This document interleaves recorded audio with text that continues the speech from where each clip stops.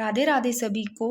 तो दोस्तों, आज मैंने सोचा कल आप सबका सेकंड ग्रेड का हिंदी का एग्ज़ाम है, तो आदिकाल से लगभग 200 के आसपास क्वेश्चन है, तो इनका रिवीजन हो जाए तो आपको शायद बहुत ज़्यादा फायदा होगा। तो इसलिए मैं ये क्लास लेकर के आई हूँ। देखो, और यहाँ से क्वेश्चन देखने को मिलेंगे। देखो, सबसे पहला जो क्वेश्चन है, साहित्य का इतिहास जनता की चित्तवृत्ति का इतिहास है। यह कथन किसका है? तो चित्तवृत्ति का इतिहास है, आचार्य रामचंद्र शुक्ल का पूछा गया क्वेश्चन है।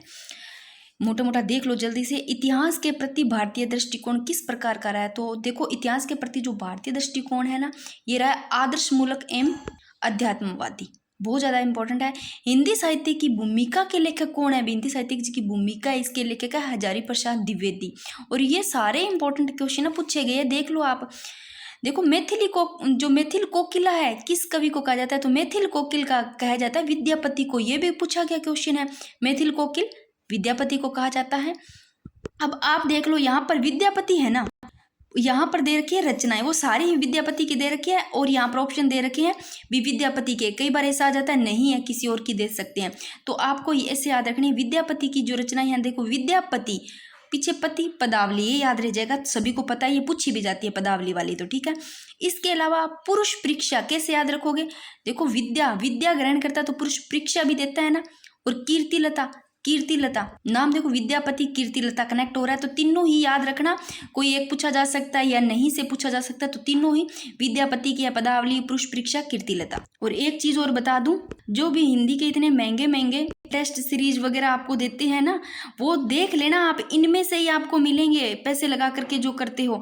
और ये सच में इतनी ज़्यादा इंपॉर्टेंट होगी क्लास, इसलिए मैं बुक ही ले आई आपके लिए। तो एग्जाम है कल, आप एक बार रिवीजन कर लो। देखो, ढोला मारूरा दुहा किस कवि की रचना है? तो ढोला मारूरा दुहा है कलोल। देखो, ऐसे याद कर लो, ये तो सभी को पता ही होगा, याद भी होती है, नॉर्मल है। अब पूछा गया ढोल बजाता है तो कलोल कर करके, ठीक है ना। अब देखो एक क्वेश्चन, देखो इसमें से अशुद्ध कथन क्या है? इसमें 4 कथन दिए हुए हैं।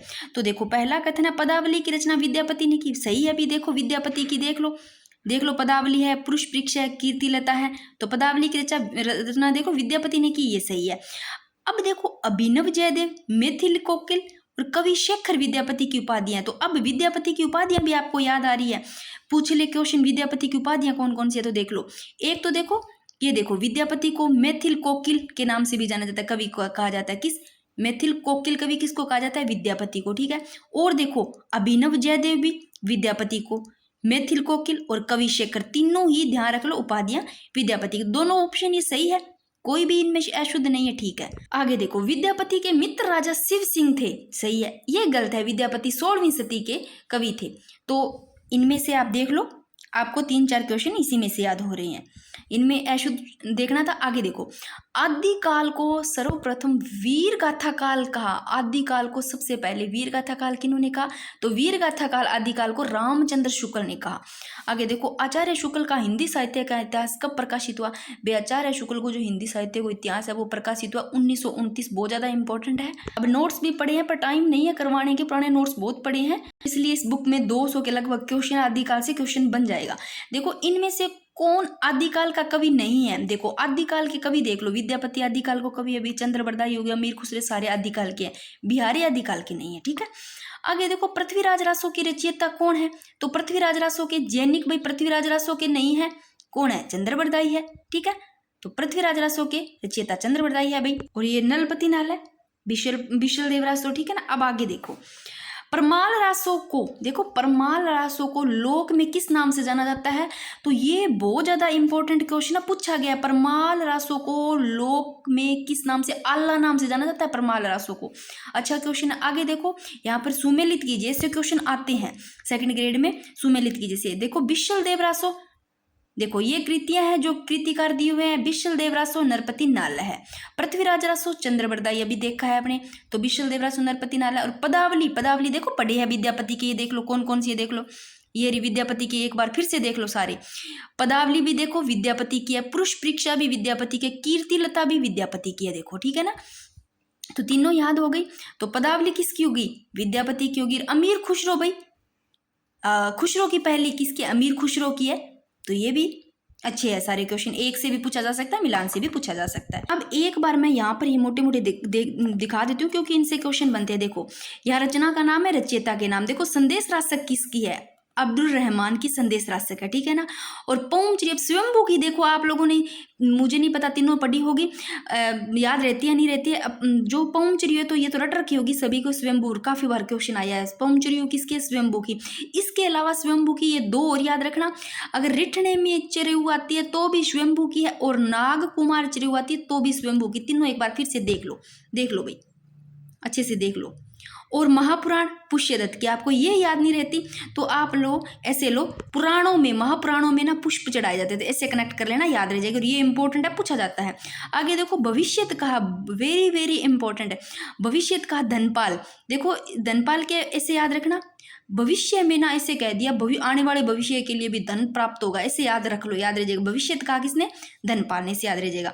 तो इसकी ये याद रह जाएगी आपको। उपदेश रसायन रास, ये जिंदित सूरी, तो उपदेश रसायन रास किसकी है? जिंदित सूरी की है। और परमात्म प्रकाश देखो जो इंदु की है, और योग सार भी जो इंदु से इंदु आ रहा है, इंदु योग करती है और परमात्मा का ध्यान रखती है, ऐसे याद रखना, याद रह जाएगा। पाहुड़ दोहा इंपॉर्टेंट राम सिंह की। अब देखो पाहुड़ से आपको पैर दिख रहा है ना, पैर किसके पड़ते हैं? राम जी भगवान के, ऐसे याद रह जाएगा। पाहुड़ दोहा राम सिंह की। और एक ये देखो यहाँ पर ढोला मरूरा दोहा, ये है कुशल लाभ की। जो प्राकृत पेंगलम है, इसके इन्हें विषय रुकबारों में दे रखा है भाई, काल और वर्ण विषय के बारे में। आगे देखो क्वेश्चन, देखो ये यहाँ पर देखो कवियों के नाम दे रखे हैं, और यहाँ क्वेश्चन आया हुआ है आरोही काल क्रम से व्यवस्थित करने हैं इनको, आरोही क्रम से। तो देखो सबसे पहले प्रसाद, तो इनमें प्रसाद है नहीं, ये तो वैसे कट जाएगा। प्रसाद आरोही क्रम में पूछा गया, अवरोही में नहीं। प्रसाद, निराला, पंत, महादेवी वर्मा, थोड़ा सा ये ध्यान रख लेना। और यहाँ दे रखा है इन रचनाओं के काल क्रमानुसार व्यवस्थित करिए। काल क्रमानुसार व्यवस्थित किया हुआ भी, इसको भी थोड़ा देख लो, जरूरी नहीं है ऐसा ही क्वेश्चन बने, तो ये दिया हुआ है तो आप देख लो। सबसे पहले काल क्रमानुसार आती है कमायनी, फिर तुलसीदास, वीणा, यामा, देख लो भाई। इनमें कमायनी है नहीं किसी में, इसमें है, तो यहाँ से पहला ये सही हो जाता है। आगे देखो भाई, यहाँ रचनाएं दे दी, रचनाकार दे दी, अब इनको देखो मिलान करना है, और वैसे यहाँ से ये लगा रखा है, आप देख लो। कमायनी किसकी है भाई? देखो प्रसाद जी, कमायनी प्रसाद की है। और उर्वशी किसकी है? दिनकर की, ठीक है ना। और पल्लव किसकी है भाई? पंत की है पल्लव। और यामा महादेव वर्मी की है, महादेवी वर्मा की है, यामा महादेवी वर्मा। और कमायनी पंत, सॉरी कमायनी प्रसाद, और उर्वशी देखो भाई दिनकर। और पल्लव पंत है, थोड़ा सा इसको ध्यान रखना, देख लो इनको अच्छे से। आगे देखो इनमें से छायावादी महाकाव्य कौन सा है भाई? देखो छायावादी, कमायनी छायावादी है भाई, ठीक है ना। और सांकेत के रचयिता का नाम बताइए, तो सांकेत के रचयिता के मैथिली शरण गुप्त। आप इसको कैसे याद करोगे? सांकेत, किसी चीज के सांकेत देना, ऐसे लेना, तो सांकेत देते हैं ना, गुप्त में देते हैं, ठीक है ना, ऐसे लेना, मैथिली शरण गुप्त याद रह जाएगा। आगे देखो कौन सी रचना आदिकाल की है? तो आदिकाल की परमाल रासो आदिकाल की है भाई। और इनमें देखो रीति मुक्त कवि कौन नहीं है? आप इनको ना वैसे किसी चीज से कनेक्ट याद करके रखना। बिहारी है ना, ये रीति मुक्त कवि नहीं है। आप इसको देखो गणानंद है ना, रीति मुक्त, आप ऐसे लोग गणे ही मुक्त है, ऐसे याद रहिएगा, गणे ही मुक्त है, मुक्त। और बोधा और ठाकुर लोग होते थे ना, ऐसे ले लेना, कनेक्ट कर लेना, वो बिल्कुल ही मुक्त रहा करते थे। तो गणानंद, बोधा, ठाकुर ये है रीति मुक्त, और बिहारी रीति मुक्त नहीं है भाई, रीतिबद्ध, ठीक है। आगे देखो कौन सा कवि अष्ट छाप का नहीं है? तो देखो ये सारे अष्ट छाप के हैं, कुंभनदास, नंददास, सूरदास, ये अष्ट छाप के है, तुलसीदास अष्ट छाप का नहीं है। आगे देखो राम कथा पर आधारित केशव के महाकाव्य का नाम है, तो रामचंद्रिका है भाई, राम कथा पर आधारित केशव के महाकाव्य का। तो केशव के महाकाव्य का नाम याद रखना, तो केश से लेना, केश बाल होते हैं ना, वो चंद्रिका के लंबे लंबे थे, इससे याद रह जाएगा रामचंद्रिका। आगे देखो केशव को कठिन काव्य का प्रेत कहा है, वेरी वेरी इंपॉर्टेंट। केशव को कठिन काव्य का प्रेत कहने वाले रामचंद्र शुक्ल है भाई, ये रट लो, अच्छा है क्वेश्चन। आगे देखो मैं जल्दी जल्दी करवाऊंगी, ये क्वेश्चन ही देखने हैं। उर्वशी के रचयिता दिनकर। और रामचरितमानस में कितने कांड है? रामचरितमानस में 7 कांड है, फटाफट करेंगे। रामचरितमानस आधारित है, राम कथा पर आधारित है भाई। और तुलसी किस काल के कवि है, तुलसी है भक्ति काल के। अब मैं जल्दी जल्दी सीधा ही करवा रही हूँ। कौन सा काल हिंदी का स्वर्ण युग कहा जाता है? भक्ति काल देखो भाई स्वर्ण युग कहा जाता है, सभी को पता भी होगा। और आगे देखो इनमें से रीति ग्रंथ नहीं है, तो देखो भाषा भूषण रीति ग्रंथ है, कवि प्रिया रसिक प्रिया ये तीनों ही रीति ग्रंथ है, सत्सई नहीं है। इनमें से रीति सिद्ध कवि है, तो यहाँ थोड़ा देव देख लेना, ये देव है, ये है रीति सिद्ध कवि। और ये बिहारी भी तो है रीति सिद्ध। बिहारी की जो रचना है वो सत्सई ध्यान रखना और मुक्त काव्य, ठीक है। आगे देखो भारतेंदु जी की रचना है, भारतेंदु जी की कौन सी रचना है अभी बताओ? तो भारतेंदु जी की रचना है प्रेम सरोवर। आगे देखो कौन सा नाटक भारतेंदु का नहीं है? तो भारतेंदु का याद रखना बै से भारतेंदु, बै से भारत दुर्दशा होगी, ऐसे लोग भारत की दुर्दशा देखी नहीं जाती, ऐसे भारतेंदु याद आ जाएगा। और विषय विषमोत्सधम किसकी है? भारतेंदु की। और अंधेर नगरी भी भारतेंदु की है, अंधा युग नहीं है। ये तीनों ही अच्छा है, ध्यान रखना। कौन सा नाटक प्रसाद का है? तो प्रसाद का ध्रुव स्वामिनी है, राज्यश्री है, चंद्रगुप्त है। आगे देखो कौन सा काव्य है? ग्रंथ अज्ञेय का है, तो अज्ञेय का चिंता और इत्यलम युगदूत। और इनमें से छायावादी कवि है, छायावादी बचन छायावादी कवि है भाई। और युगधारा किस कवि की रचना है? युगधारा धूमिल। और कौन सी रचना निराला की है? तो निराला की अनामिका। और महादेवी को किस रचना पर, ये इंपॉर्टेंट है, तो महादेवी है, इनको ज्ञानपीठ पुरस्कार मिला जो कि यमा पर, इनकी यमा रचना पर मिलता है। आगे देखो कौन से कवि को सबसे पहले भारतीय ज्ञानपीठ पुरस्कार मिला? तो दिनकर को मिला भी सबसे पहले भारतीय ज्ञानपीठ पुरस्कार। और इनमें से किसे पद्म सम्मान नहीं मिला? तो प्रसाद को पद्म सम्मान नहीं मिला, इनको मिला हुआ है सबको। और इनमें से कौन छायावादी कवि नहीं है? तो छायावादी कवि प्रसाद छायावादी है, पंत सूर्यकांत त्रिपाठी निराला और दिनकर छायावादी नहीं है। और इनमें से समकालीन गीतकार है तो सोप ठाकुर भाई। कुछ क्वेश्चन तो सीधे सीधे एक बार देखने हैं, बाकी जो पहले बताए वो काफी अच्छे क्वेश्चन थे। और कौन सी रचना महादेवी की नहीं है? अब इन महादेवी की रचनाओं थोड़ी सी देख लो। देखो मेरा परिवार और स्मृति की रेखाएं, अतीत के चलचित्र, ये सारी इनकी है। क्या भूलूं क्या याद करूं, ये इनकी नहीं है। और इनमें से आधुनिक काल के कवि है, तो आधुनिक काल के रघुवीर सहाय। और कौन सा कवि प्रिय प्रवास का रचयिता है? तो हरिओद प्रिय प्रवास का रचयिता है। और कौन सी देखो रचना हरिवंश बच्चन की है? हरिवंश राय बच्चन की है। देखो मधुशाला हरिवंश राय बच्चन की है, मधुबाला और निशा निमंत्रण, ये थोड़े देख लो। और संस्कृति के 4 अध्याय किसकी कृति है? तो दिनकर की है। और राम की शक्ति पूजा नामक कविता की रचयिता है, तो राम की शक्ति पूजा नामक कविता के निराला है। और संसद से सड़क तक किसकी कृति है? तो धूमिल। अब ऐसे याद रखना, संसद से ना ऐसे लोग सड़क तक जा रहा है तो बिल्कुल धुआं धुआं हो रहा, धूमिल, ऐसे याद रह जाएगी। तो ये अच्छा क्वेश्चन है। मैं उस जनपद का कवि हूँ किसकी कृति है? तो त्रिलोचन की। और इनमें से प्रवृत्ति के आधार पर किया गया नामांकन कौन सा है? तो रीतिकाल है। और रीतिकाल के अलंकृत, अब ये अच्छा क्वेश्चन है, रीतिकाल को अलंकृत काल की संज्ञा किसने दी है? तो अलंकृत काल की रीतिकाल को मिश्र बंधु ने, ये रट लो, अच्छा अलंकृत काल मिश्र बंधु ने, ठीक है ना, रीतिकाल को। और शुक्ल जी, ये भी अच्छा क्वेश्चन है, शुक्ल जी ने आदिकाल का क्या नामकरण किया? तो आदिकाल का वीरगाथा, आदि वीर ऐसे याद रखना, वीरगाथा काल। और किस इतिहास लेखक ने हिंदी साहित्य का प्रारंभ 1050 विक्रम से स्वीकार किया है? तो रामचंद्र शुक्ल ने किया 1050 से। और शुक्ल जी ने आधुनिक काल का नाम क्या रखा? तो शुक्ल जी ने गद्य काल रख दिया आधुनिक काल का। और पूर्व मध्यकाल के लिए शुक्ल जी ने क्या नाम दिया? तो पूर्व मध्यकाल के लिए भक्ति काल। अब देखो शुक्ल जी ने आधुनिक काल का गद्य काल और पूर्व मध्यकाल का भक्ति काल। और शुक्ल जी ने कालों का नामकरण किस आधार पर किया? जो कालों का नामकरण है वो प्रवृत्ति की प्रधानता पर। अब इससे अच्छे क्वेश्चन होते हैं, ये नहीं है अभी, इसको थोड़ा, ये है प्रवृत्ति की प्रधानता पर, ठीक है ना, ये से लगाया हुआ है। तो शुक्ल जी ने कालों का नामकरण किया वो प्रवृत्ति की प्रधानता के आधार पर किया, और ये अच्छा क्वेश्चन है। और आदि काल को चारण काल किसने कहा है? तो चारण काल राम कुमार वर्मा ने कहा है, ये भी अच्छा क्वेश्चन है। और ये सीधे सीधे क्वेश्चन आते हैं आदिकाल से। ऐसे डॉक्टर राम कुमार वर्मा के काल विभाजन में हिंदी साहित्य का प्रारंभ कब से माना? तो 750 विक्रम संवत से माना डॉक्टर राम कुमार वर्मा ने हिंदी साहित्य के विभाजन का प्रारंभ। और डॉक्टर गणपति चंद्र गुप्त आधुनिक काल का प्रारंभ कब से मानते हैं? तो डॉक्टर गणपति चंद्र गुप्त है, ये 1857 ईस्वी से मानते हैं। आगे देखो इनमें से कौन सा नाम आदिकाल के लिए नहीं दिया गया? तो आदिकाल के लिए ये संधि काल नहीं दिया गया। आदिकाल के लिए देखो आदिकाल दिया गया, सिंध सामंत युग भी दिया गया, चारण काल भी दिया गया, बस संधि काल नहीं दिया गया आदिकाल के लिए। और राहुल सांकृत्यायन हिंदी का पहला, ये वेरी वेरी इंपॉर्टेंट लगा लो, कितनी बार पूछा गया क्वेश्चन आपको पता है। राहुल सांकृत्यायन हिंदी का पहला कवि किसे मानते थे, तो सरहपाद को मानते थे भी राहुल सांकृत्यायन। और सरहपाद का समय देखो सांकृत्यायन जी के अनुसार क्या है, तो सांकृत्यायन जी के अनुसार सरहपाद का समय 7वीं सदी, सरहपाद से सांकृत्यायन जी के से 7वीं सदी, से याद रखना है। और हिंदी का पहला ग्रंथ कौन सा है, तो पहला ग्रंथ रट लो श्रावकाचार, पहला ग्रंथ हिंदी का।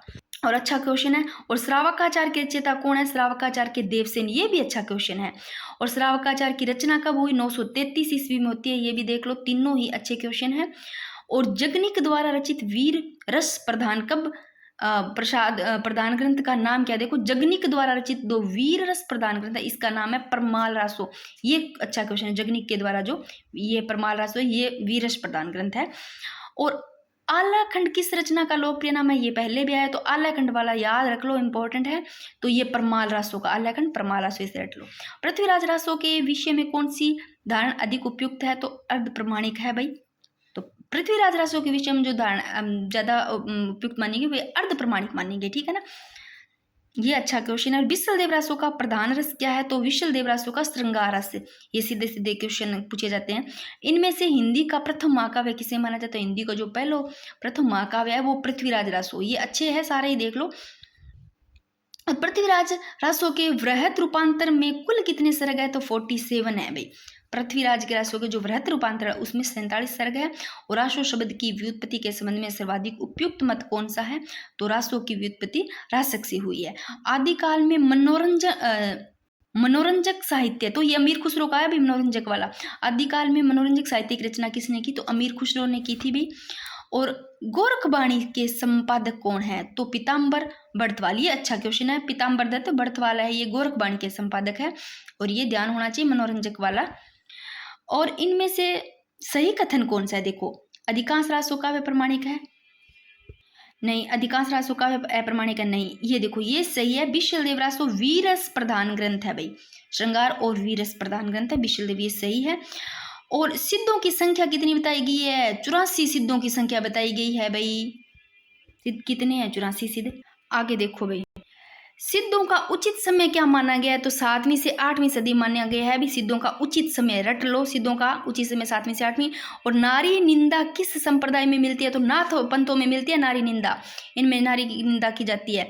और इसमें से नाथ संप्रदाय में क्या नहीं है, देखो नाथ संप्रदाय में, ये थोड़ा सा देखो नाथ संप्रदाय में क्या नहीं है, वो देखो नारी निंदा है भाई, ठीक है, गुरु महिमा भी है नाथ संप्रदाय में, इंद्रिय निग्रह है, तो इंद्रिय निग्रह हो गया, गुरु महिमा, नारी निंदा, ये सारी नाथ संप्रदाय में।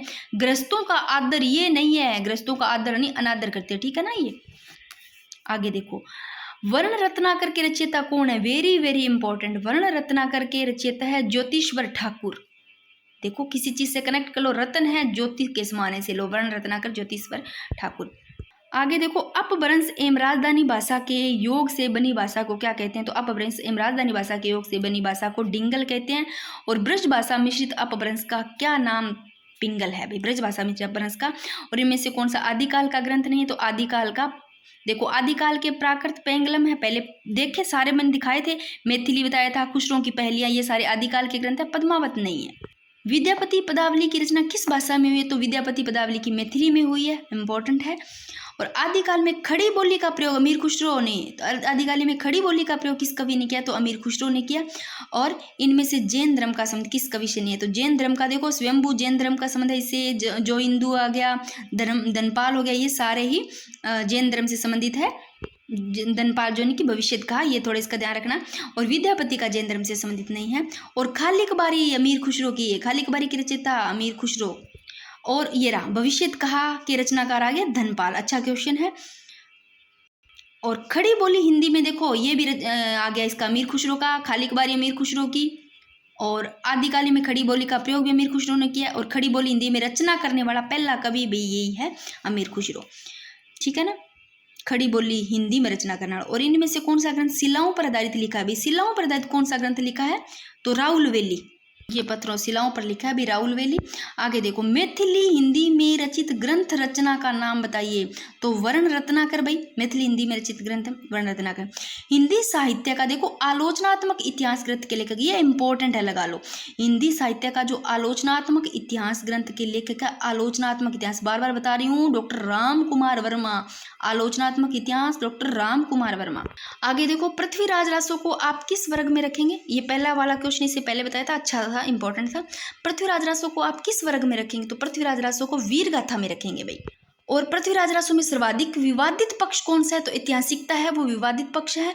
और पाहुड़ दोहा के रचयिता, मैंने कहा था ना, पाहुड़, पाहुड़ से पैरों के, पैर किन के पकड़ने चाहिए? भगवान के, तो राम के, राम सिंह। तो पाहुड़ दोहा के रचयिता राम सिंह। और इनमें से किस रासो काव्य में श्रृंगार रस की प्रधानता है? तो विशलदेव रासो में श्रृंगार रस की प्रधानता है भाई, और ये पूछा गया क्वेश्चन है। और इस इतिहास लेखक में सबसे प्राचीन कृति किसकी है? तो शिव सिंह सेंगर की है भाई, सबसे प्राचीन कृति। और रीतिकाल का दूसरा नाम देखो श्रृंगार काल, रीतिकाल को श्रृंगार काल भी कहते हैं, तो ये भी ध्यान रखना। और वेरी वेरी इंपॉर्टेंट, राहुल सांकृत्यान द्वारा संपादित दोहा कोश में किस कवि की रचना संपादित की गई है? तो सरहपाद की। और आदिकाल में चरित काव्य सर्वाधिक किस साहित्य में रचे गए? तो जैन साहित्य में रचे गए हैं भाई। और भला हुआ जो मारिया बहनी महारा कंतु, लजेज तू वैसी अहू जो भगा घर एतू, यह दोहा किसने अपने ग्रंथ में उद्धृत किया है? तो हेमचंद्र में। ये भी थोड़ा ध्यान रखना, भला हुआ से याद रखना हेमचंद्र। भला किसका हुआ, इतना ही थोड़ा सा याद कर लोगे ना, किसी चीज को पकड़ लोगे, अगर आता है तो याद रह जाएगा, हेमचंद्र ने, ठीक है। और चरित काव्य किस छंद में अधिक लिखे गए? तो चरित काव्य दोहा चौपाई में लिखे गए हैं। और जैन साहित्य में राम कथा किस नाम से स्वयंभू द्वारा लिखी गई है? तो जैन साहित्य में राम कथा है वो स्वयंभू द्वारा लिखी गई, पौमचरियो। बार बार ये क्वेश्चन आ रहा है, इंपॉर्टेंट है। और अपभ्रंश का वाल्मीकि किस कवि को कहा जाता है? तो अपभ्रंश का जो वाल्मीकि है वो स्वयंभू को कहा जाता है। अच्छा क्वेश्चन है, अपभ्रंश का वाल्मीकि, स्वयंभू का अपभ्रंश का वाल्मीकि भी कहा जाता है, रट लो इसको। और डोला मारूरा दुहा कुशल लाभ रचयिता, ठीक है ना। इसमें से विशलदेव रासो के रचयिता कौन है? तो नरपति नाला है विशलदेव रासो के। ये सीधे सीधे आते हैं रचयिताओं के भी। आगे देखो, अवधूत मत किसका पर्यायवाची शब्द है? तो नाथ संप्रदाय का। और ये देखो, प्राकृत पेंगलम किस विषय पर केंद्रित रचना है? तो छंद शास्त्र, ये ध्यान रखना, प्राकृत पेंगलम ये छंद शास्त्र पर। ओम जय जगदीश हरे आरती की रचना श्रद्धा राम फुल्लोरी, श्रद्धा से करते ओम जय जगदीश हरे, ठीक है ना, इसे याद रह जाएगा। और इनमें से किस संस्था का गठन बाबू श्याम सुंदर दास ने किया? तो नागरी प्रचारणी सभा ने किया। और हिंदी साहित्य का सर्वाधिक उल्लेखनीय इतिहास ग्रंथ किसने लिखा? तो आचार्य रामचंद्र शुक्ल ने लिखा भाई, ये भी रखना, अच्छा क्वेश्चन है। हिंदी साहित्य के प्रारंभिक काल को आदिकाल नाम किसने दिया? ये इंपॉर्टेंट है। हिंदी साहित्य का जो प्रारंभिक काल है, बिन आदिकाल नाम दियो हजारी प्रसाद द्विवेदी। आदि हजारी आदि ऐसे याद रखना, हजारी आदि, हजारी आदि। 1000 रुपया को आधा आधा कर दो, 500 500 याद रह जाएगा, आदि आदि, ठीक है ना, आधा। विद्यापति पदावली में किस रस की प्रधानता है? तो विद्यापति जो पदावली है इसमें श्रृंगार रस की प्रधानता है। आगे देखो, इसमें से हिंदी साहित्य के पहले इतिहास ग्रंथ के लेखक कौन है? तो गारसा दत्तासी है भाई, गारसा दत्तासी फ्रेंच विद्वान है भाई। तो गारसा दत्तासी का जो गारसा दत्तासी इनका ग्रंथ कौन सा है भाई?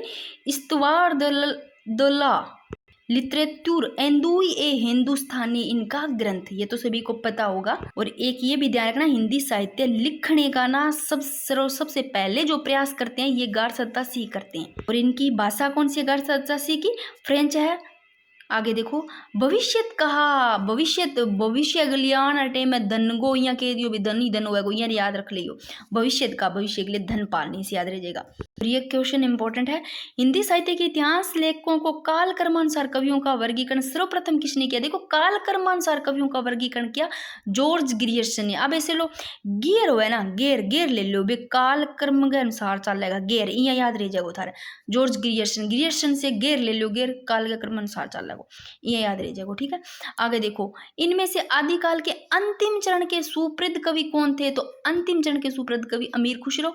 और ऐसे राशो ग्रंथ के रचनाकार का नाम था जिनकी रचना अजमेर के शासक से संबंधित है, तो नरपति नाला है। और अपभ्रंश के राम के चरित्र पर आधारित ग्रंथ इसमें से कौन सा है? तो पौमचरियो है भाई, अपभ्रंश के राम के चरित्र पर आधारित। और ज्योतिश्वर ठाकुर की कृति कौन सी है? वर्ण रत्नाकर, ज्योतिश्वर ठाकुर की रचना वर्ण रत्नाकर। और हिंदी साहित्य का वैज्ञानिक इतिहास के रचनाकार कौन है? तो वैज्ञानिक इतिहास का देखो डॉक्टर गणपति चंद्र, आप ऐसे ले लेना, वैज्ञानिक इतिहास का पूछा है ना, तो आप ऐसे लेना गणपति चंद्रगुप्त है तो गणेश जी है ना, इनको थोड़ा सा वैज्ञानिक से जोड़ देना गणेश जी को, ठीक है ना, ऐसे कनेक्ट कर लेना। और श्रावकाचार का रचना काल क्या है भाई, 933 ईस्वी। ये अच्छा क्वेश्चन है, 933 ईस्वी रट लो, सीधे सीधे कई बार क्वेश्चन आ जाते हैं। और आचार्य हजारी प्रसाद द्विवेदी रासो ग्रंथ की व्युत्पत्ति किस शब्द से मानते हो? आचार्य हजारी प्रसाद द्विवेदी रासो ग्रंथ की जो व्युत्पत्ति है वो राशक से। आगे देखो किस कवि को अभिनव, जो अभी पहले पहले मैंने स्टार्टिंग में बताई थी ना, अभिनव जयदेव की उपाधि मिली है, तो यहाँ पर ये गलत किया हुआ है भाई, विद्यापति लिखना था, इसको मैं सही कर देती हूँ। अब देखो किस कवि को अभिनव जयदेव की उपाधि दी थी, तो विद्यापति को। ये लो मैं वापस ले आई हूँ यहाँ पर, ये देखो विद्यापति की उपाधियां देख लो। अभिनव जयदेव किसके है? विद्यापति के। मैथिली कोकिल भी विद्यापति, कवि शेखर भी विद्यापति को कहते हैं। आगे देखो हिंदी के उस कवि का नाम बताइए भी, कौन से कवि का जिसे मनोरंजक साहित्य के, पहले ही बताया था अमीर खुसरो साहब, बिल्कुल रट लो। मनोरंजक साहित्य की रचना आदिकाल में की थी, तो मनोरंजक वाले अमीर खुसरो ने की थी, ठीक है ना, मनोरंजन ही करवाते थे भाई। आगे देखो अपभ्रंश और राजस्थानी भाषा के योग से बनी काव्य भाषा को क्या नाम दिया गया? तो डिंगल दिया गया। आगे देखो इतिहास केवल घटनाओं का अन्वेषण एवं संकलन मात्र नहीं है, अपितु उसके भीतर कार्य कारण श्रृंखला विद्यमान है, ये कथन है हिंगल का, ठीक है ना, हिगल का। और कौन सी कृति प्रभुदयाल मित्तल की है? तो प्रभुदयाल मित्तल की भी ध्यान रख लो, चैतन्य संप्रदाय और उसका साहित्य। और ऐसे क्वेश्चन मैंने देखे तो नहीं आए हुए, पर देख लो। आचार्य रामचंद्र शुक्ल ने हिंदी साहित्य का इतिहास लिखने में, ये अच्छा क्वेश्चन है कि आचार्य रामचंद्र शुक्ल जी ने हिंदी साहित्य का इतिहास लिखने में किस पद्धति का अनुकरण किया? तो विधेयवादी पद्धति रट लो भाई, विधेयवादी पद्धति लिखने का अनुसरण किया है। और कौन सी रचना शालीबदर सूरी की नहीं है? शालीबदर सूरी की रचनाएं देखो, बुद्धि रास शालीबदर सूरी की है, भरतेश्वर बाहुबली रास भी शालीबदर सूरी के, दो तो पढ़ी होगी, भरतेश्वर बाहुबली रास तो पढ़ी होगी, बुद्धि रास भी इनकी है। और अब अगर आपने यह नहीं पढ़ी है पंच पांडव चरितरास, तो देख लो भी शालीबदर सूरी की है पंच पांडव चरितरास, ये नहीं है चंद्रवाला रास, ठीक है। आगे देखो कामिनीकरण सनाने, कामिनीकरण सनाने हेरतई हद्य हनहि पंचवाने, यह पंक्ति किस कवि की है? तो ये विद्यापति के, ये भी अच्छे से देख लो। अब देखो अमीर खुसरो का जीवन काल इससे इनमें से क्या है? तो अमीर खुसरो का जीवन काल देखो 1255 से 1324 ईस्वी। और विद्यापति किस मत के अनुयायी थे? विद्यापति शैव मत के थे, ये भी ध्यान रखना।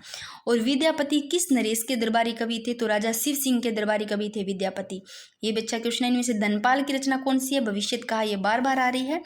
और कुशल लाभ कौन थे? कुशल लाभ डोला मारूरा दुहा के रचयिता।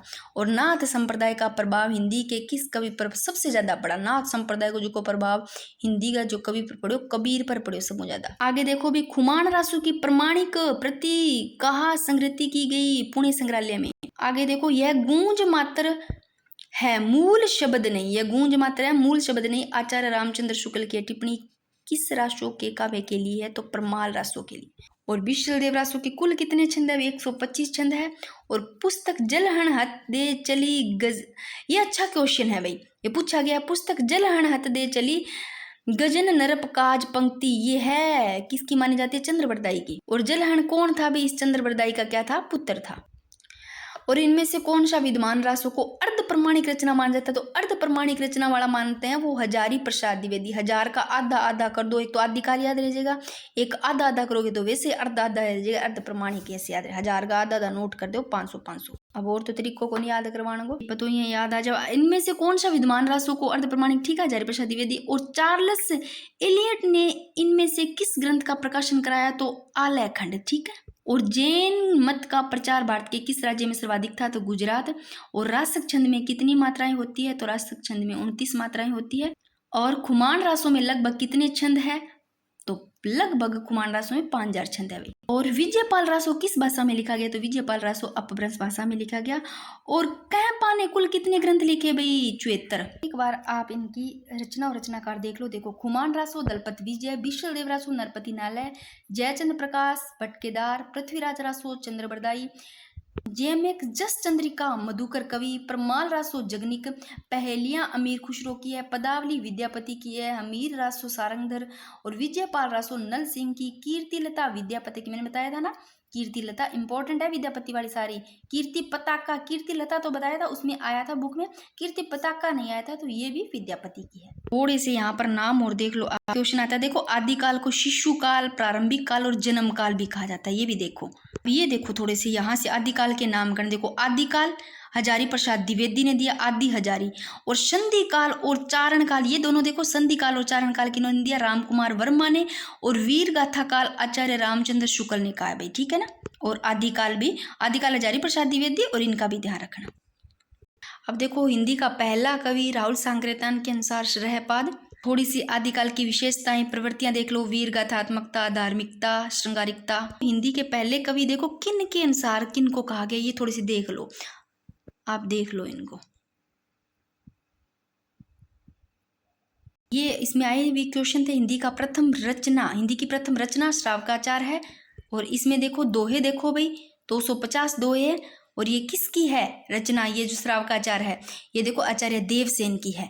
थोड़ी सी ये भी अब देख लो, ठीक है। अब ये यहाँ तक हो गए। इसके अलावा अब ये क्वेश्चन देखो, देखो यहाँ पर इतिहास ग्रंथों को उनको लेखकों के अनुसार सुमेलित कीजिए। तो देखो मिश्र बंधु विनोद किसकी है, तो मिश्र बंधु विनोद, ये मिश्र बंधु की है भाई। और हिंदी साहित्य का आलोचनात्मक इतिहास, मैंने बताया था ना आलोचनात्मक इतिहास है, तो राम कुमार वर्मा है ना, वर्मा है जो राम कुमार वर्मा, ऐसे लोग आलोचना कर रहा है। कौन कर रहा है, वर्मा, वर्मा है ना, ये आलोचना, ऐसे याद रह जाएगा। हिंदी साहित्य का आलोचनात्मक इतिहास।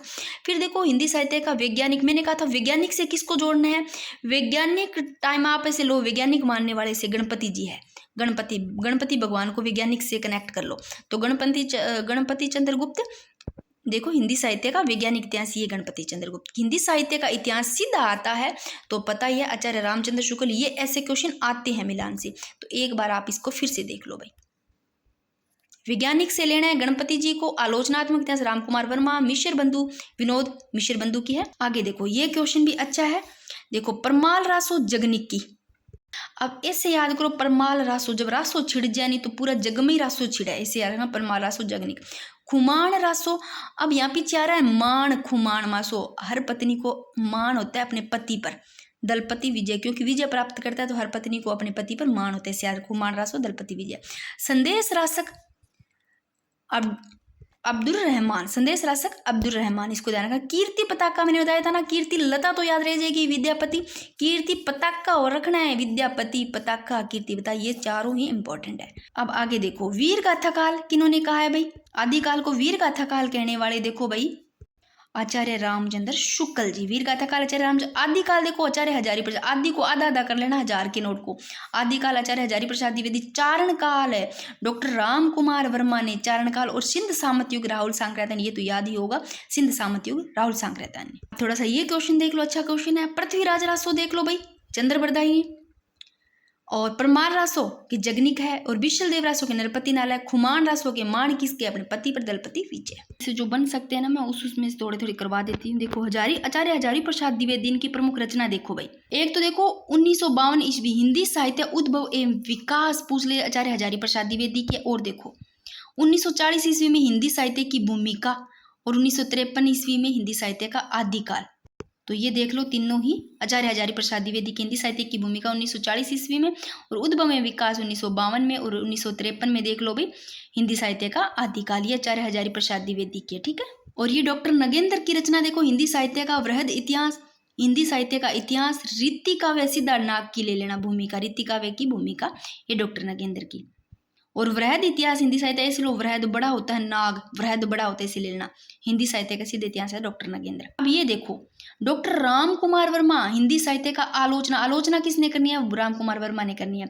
और बच्चन सिंह, अब इसका ऐसे देखो हिंदी साहित्य का दूसरा इतिहास। अब ऐसे लोग बच्चन से बच्चा, छोटा सा बच्चा, इसको पता नहीं, इसने हिंदी साहित्य को दूसरा इतिहास कह दिया, ऐसे ले लेना। और डॉक्टर नलिन विलोचन समना, हिंदी साहित्य का इतिहास दर्शन। विलोचन, लोचन से क्या होते हैं, दर्शन करते हैं, ऐसे याद रह जाएगा। और आगे देखो डॉक्टर लक्ष्मी सागर वाणिज्य, आधुनिक हिंदी साहित्य। और धीरेन्द्र वर्मा का सीधे हिंदी साहित्य। राहुल सांकृत्यायन का हिंदी काव्यधारा। और एक देखो विश्वनाथ प्रसाद मिश्र, देखो पूरे विश्व में अतीत, विश्व में अतीत की बातें हो रही। विश्वनाथ प्रसाद मिश्र, हिंदी साहित्य का इतिहास। और उदयनाथ तिवारी, देखो उदय होता है उद्भव और विकास होता है, हिंदी साहित्य का उद्भव और विकास उदयनाथ तिवारी किया है। और गणपति चंद्र गुप्त हिंदी साहित्य का वैज्ञानिक, गणपति जी को वैज्ञानिक से लेना है।